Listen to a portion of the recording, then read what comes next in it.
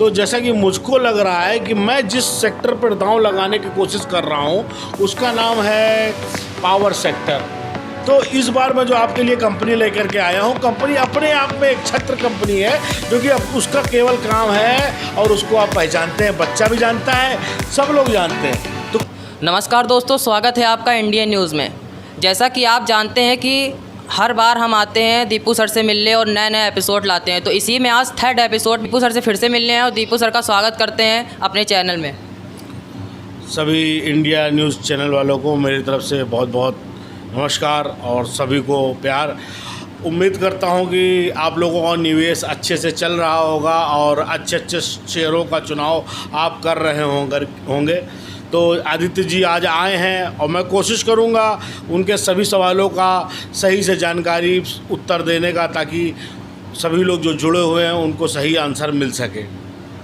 जैसा कि दीपू सर ने कहा कि सही आंसर सही जवाब देंगे, तो इसी कड़ी में मेरा पहला प्रश्न यह रहेगा दीपू सर से कि आगे का जो शेयर मार्केट का सफ़र है वो कैसा रहेगा, क्योंकि कोरोना काल से लोग उभर के अब आए हैं और जो देसी लोग हैं वो अपना माल बेचकर जा रहे हैं। तो ऐसे में नए निवेशक हैं उनके लिए क्या कहना चाहेंगे? वो काफ़ी अच्छी बात है। विदेशी निवेशक जो थे, मतलब FIIs जिनको कहते हैं, जो कि बाहर के होते हैं, वो हिंदुस्तान में अपना पैसा लगाते हैं, अपनी हिंदुस्तानी कंपनियों में पैसा लगाते हैं। लेकिन उन्होंने पिछले कुछ समय से क्या किया कि पैसा खाली कर रहे हैं, क्योंकि अमेरिका में ब्याज दरें बढ़ा दी गई हैं। तो अब उनको यहाँ से पैसा निकाल करके वहाँ ब्याज में लगाना है, तो इस वजह से यहाँ से माल को पूरी तरीके से बेचते हुए चले जा रहे हैं और शेयर बाज़ार गिरता हुआ चला जा रहा है। लेकिन ये माल इतना बेच रहे हैं तो ख़रीद कौन रहा है? ये भी तो आप सोचिए, खरीद कौन रहा है इसको?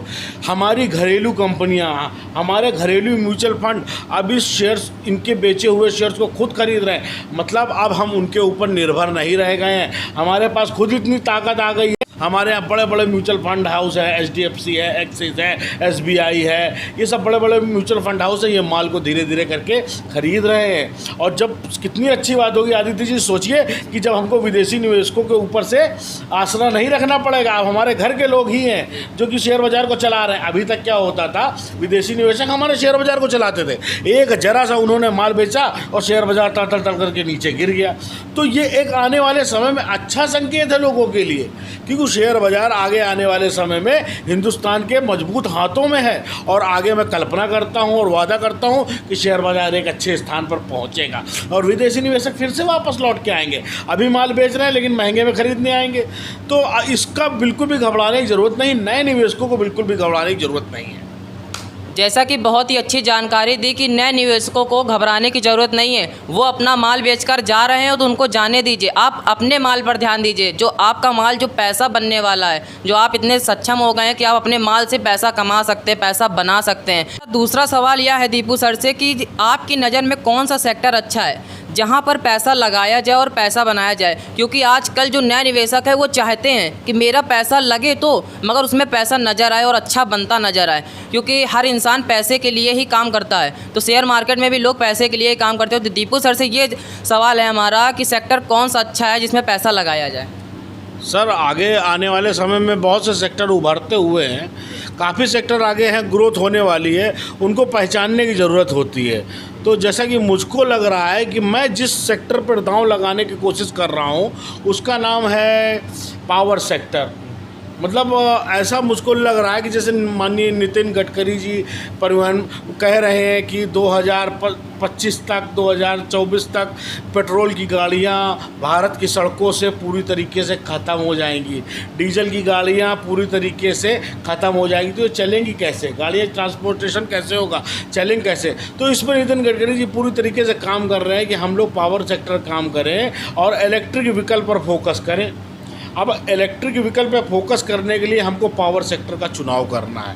तो पावर सेक्टर के शेयर्स हैं कई जिस पर आप निवेश कर सकते हैं, जैसे कि टाटा पावर हो गया, JSW एनर्जी हो गया, अडानी पावर हो गया, उसके साथ लगने वाली हैं बैटरियां, तो एक्साइड हो गया, अमर राजा हो गया, इन कंपनियों में निवेश आप कर सकते हैं। और इन कंपनियों में निवेश करके इनका भविष्य काफ़ी अच्छा आगे आने वाला है। तो ये एक साधारण सा सेक्टर और एक अच्छा सा सेक्टर मैंने बताया है। सोलर सेक्टर पे आप दांव लगा सकते हैं, आगे आने वाले समय में सोलर में दम है, पावर में दम है, तो क्यों ना ऐसे शेयरों का चुनाव किया जाए। अब इससे होगा क्या, हम लोग की जो है पेट्रोल पर और क्रूड पर, पेट्रोल और डीजल पर डिमांड कम होगी, जिससे क्या होगा, हम लोग आगे बढ़ेंगे। अभी हम लोग को बाहर से कितना पेट्रोल डीजल खरीदना पड़ता है, हमारा कितना पैसा बाहर जाता है, तो हम लोग से बड़ा मजबूत है कोई नहीं है, और हमारा बाज़ार कितनी तेज़ी से आगे ऊपर की तरफ जाएगा।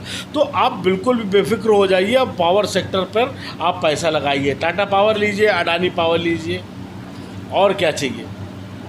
थर्ड क्वेश्चन यह है कि दीपू सर से कि नए निवेशक है, जो नए युवा पीढ़ी है, वो शेयर मार्केट में बहुत उभर के उतरा हुआ है, तो उनको शेयर मार्केट में काम करते वक्त, निवेश करते वक्त किन किन बातों का ध्यान रखना चाहिए, तो जानते हैं दीपू सर। बहुत अच्छा प्रश्न है, और बहुत से लोग, नए लोग, हाई स्कूल इंटर पास करने वाले लोग शेयर बाज़ार में आ गए हैं, और आ कर के कितनी बड़ी बड़ी गलतियां करते हैं भैया, और कितना नुकसान खा जाते हैं, उसको शेयर बाज़ार को गलत ठहराते हैं। ये बहुत ही गलत तरीका है। मेरे पास कई लोगों को फ़ोन आया, उन्होंने बोला मैंने बैंक से लोन लेकर के शेयर बाज़ार में पैसा लगा दिया। सबसे पहले एक निवेशक को ये ध्यान रखना है कि उसका पैसा खुद का होना चाहिए। किसी से उधार लेकर के, कोई ज़मीन को बेच करके, कोई गाड़ी को बेच करके शेयर बाज़ार में आप अपना पैसा नहीं लगाइए। ये निवेश कर रहे हैं, जब निवेश कर रहे हैं तो पैसा आपका होना चाहिए। जिसको लगाया उतना लगाया कि जब वो बढ़ेगा समय लगेगा, क्योंकि आप कोई भी पैसा कहीं पर निवेश करते हैं तो तुरंत नहीं ग्रोथ करता है, उसमें समय लगता है। जैसे कि किसी पेड़ को लगाओ, उसको बढ़ने में समय लगता है, वैसे किसी कंपनी में निवेश करो तो बढ़ने में समय लगता है। इसलिए एक नए निवेशक को सबसे पहले ये ध्यान रखना चाहिए कि उसने पैसा अपना लगाया है, किसी का चोरी का नहीं लगाया है, किसी का ब्याज का नहीं लगाया, कहीं का फाइनेंस से नहीं लिया है। ये एक बहुत ज़रूरी चीज़ होती है। काफ़ी लोग धोखा कर रहे हैं, और नए लोग क्या होते हैं, डायरेक्ट आजकल ऑप्शन ट्रेडिंग में घुस जाते हैं। जब ऑप्शन ट्रेडिंग में घुस जाते हैं तो उनको नुकसान हो जाता है, क्योंकि उनको मालूम ही नहीं है। वो यूट्यूब में 2 वीडियो देखे, फेसबुक पे एक वीडियो देखा, उन्होंने बताया, जल्दी रईस बनने के चक्कर में 20,000 रुपये डाला और शाम के 0 हो गया, उसके बाद शेयर बाज़ार से ख़राब हो गया। भाई आप जो है अर्जुन बनिए, मतलब चक्रव्यूह में अगर अंदर घुस गए हैं तो चक्रव्यूह से बाहर निकलने की भी कला आपको पता होनी चाहिए।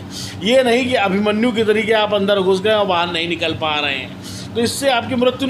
ये सब चीज़ों को आपको ध्यान रखना है। एक नए निवेशकों को अपना डीमैट खाता एक अच्छे ब्रोकर के पास खोलिए, और ब्रोकरेज पर ध्यान दीजिए कि आपको ब्रोकरेज क्या लग रही है, काफ़ी खर्चे क्या लग रहे हैं, समय समय पर जो आपको डिविडेंड या लाभांश कंपनी देती है वो आपको मिल रहा है कि नहीं मिल रहा है। ये सब महीन छोटी छोटी बातें हैं, इनको ध्यान में रखिए। बाकी आप शेयर बाज़ार के खुद ही गुरु बन जाएंगे आगे आने वाले समय में, जैसे जैसे समय देंगे।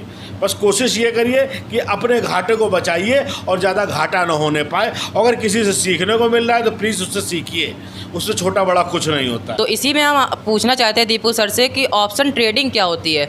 ये ऑप्शन ट्रेडिंग का आपने जिक्र किया है, तो ये ऑप्शन ट्रेडिंग होती क्या है, इसमें क्या किस तरह नुकसान हो जाता है, इस बारे में बताइए। सर, ऑप्शन ट्रेडिंग एक ऐसा हथियार है जो कि बहुत ही, कह सकते हैं, बहुत ही ख़राब है, जो नए लोगों के लिए बहुत ही ख़राब हो गया। लोग आते हैं, जल्दी पैसा बनाते हैं, एक तरीके से एक प्रीमियम ख़रीद लेते हैं, मतलब कॉल ऑप्शन ख़रीद लिया या पुट ऑप्शन ख़रीद लिया, और वो कॉल या पुट ऑप्शन 0 हो जाता है, और जब 0 हो जाता है तो उनका पूरा पैसा ख़त्म हो जाता है। इसी की अपेक्षा अगर वो किसी कंपनी के शेयर में निवेश करते हैं तो कम से कम वो 0 तो नहीं होता है, भविष्य में उसके आगे बढ़ने के चांस रहते हैं। लेकिन ऑप्शन में वो पैसा लगा देते हैं और उसके बाद उनका पैसा पूरा 0 हो जाता है। ऑप्शन उनके लिए होता है जो ऑप्शन को बेच करके चलते हैं, फुल मार्जिन लगा करके चलते हैं, राइटिंग करके चलते हैं, उनके लिए फ़ायदेमंद है। लेकिन जो खरीद करके ऑप्शन चलते हैं उनके लिए तुक्का है, लग गई लॉटरी तो जय श्री राम, वरना हर हर गंगे चलते हैं। तो ऐसी चीज़ों से दूर रहना चाहिए। इससे अच्छा आप ताश की गड्डी खेल लीजिए। अगर आपको ऐसा जुआ खेलना है तो अंदर बाहर कर लीजिए। भाई जब आप निवेश करने आइए, निवेश नहीं है ऑप्शन जुआ है। ऑप्शन क्या होता है, ये 10 लाख की बिल्डिंग आपको लेनी है तो आपने कहा हाँ हम लेंगे, हाँ हम लेंगे, तो आपने क्या कहा, भाई कुछ बयाना जमा करो। आपने कहा ये 2,000 रुपये 10,000 रुपये जमा करो और हम 2 दिन के अंदर ये बिल्डिंग खरीद रहे हैं। अब 2 दिन बाद आपने पैसे नहीं दिए तो 10,000 रुपये तो आपके 0 हो गए। तो वही तरीके से होता है कि 16,000 की निफ्टी लेना है और पैसे कितने दियो, 1,000 रुपये, और समय ले लिया 1 हफ्ते का। तो वो तो जीरो होना ही होना है। और इसलिए इस ऑप्शन ट्रेडिंग से मैं नए लोगों को बोलता हूँ, पहले सीखिए और सीखने के बाद अगर आप अच्छी तरीके से निपुण हो जाते हैं तो ऑप्शन में हैजिंग करा जाता है, हैजिंग का टूल्स होता है, इसको समझिए। अगर इसको आप सीख गए, इसको आप समझ गए, इसकी गणित समझ गए, तो आप घर बैठे बैठे लाखों रुपए कमा सकते हैं। बहुत ही सुरक्षित चीज़ है, लेकिन पहले आना चाहिए। और जब आता ही नहीं है तो आप सांप के बिल में हाथ घुसोड़ दे रहे हैं, डस तो लेगा ही भाई।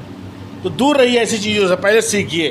तो ऑप्शन जो चीज़ है उसको पहले सीखना पड़ेगा, उसके बाद ही उसमें काम करिए। बहुत ही अच्छी जानकारी दी दीपू सर ने। अगर आप ऑप्शन ट्रेडिंग में काम करना चाहते हैं तो उसको अच्छे से सीखिए, फिर काम करिए। ऐसे अगर काम करेंगे तो आपका पैसा तो बेकार जाएगा ही, और आपकी मेहनत और आपका लगन, जो आपका आत्मविश्वास है कि इससे हम पैसा कमा लेंगे, वो भी आपका टूट जाएगा। इसी में हमारा दीपू सर से आखिरी सवाल, या आखिरी सवाल नहीं है, दर्शकों के लिए एक बात बोलनी थी। वादा किया था, वादा निभाएंगे और हर बार कुछ नए शेयर के बारे में बताएंगे जिनसे उनको फ़ायदा हो। तो इसी में आज कुछ नए शेयर के बारे में जानना चाहते हैं दीपू सर से, जिनको आप लोग लें और जिससे आपको फ़ायदा हो।